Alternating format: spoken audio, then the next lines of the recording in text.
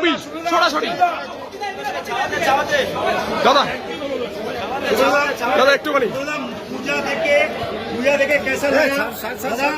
दादा पूजा देखे कैसा দাদা দাদা দাদা একটু দাদা দাদা दादा दादा सुबोधा पूजा देखे कैसा लगा और क्या कहेंगे? हो रहा है हिंदुत्व का पूजा देखे कैसा लगा?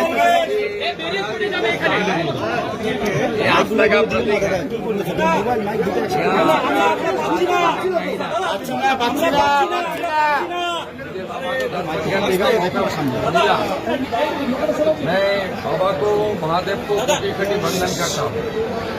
आने वाला दिन सरकार उन्नति के लिए बहुत सारे काम करेगा और ये जो हमारी राज्य की एक बड़ा आस्था का केंद्र जलपेश के लिए भी काम करेगा।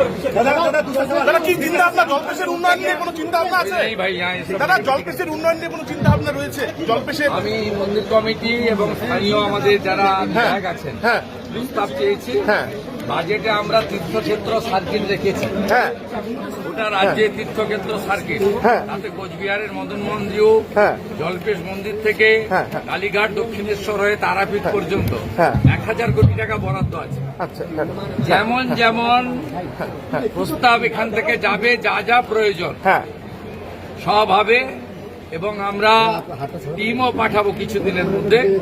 খুব বড় আর্কিটেক্টার আমাদের ইঞ্জিনিয়ারিং টিম আসবে। আপনারা কিছুদিনের সময় লাগে করতে, তো আপনারা দেখতে পাবেন, মানে ভক্তমণ্ডলী তারা দেখতে পাবেন জলপেশকে বর্তমান সরকার কি জায়গায় নিয়ে যায়, দেখতে পাবেন। ठीक है दादा।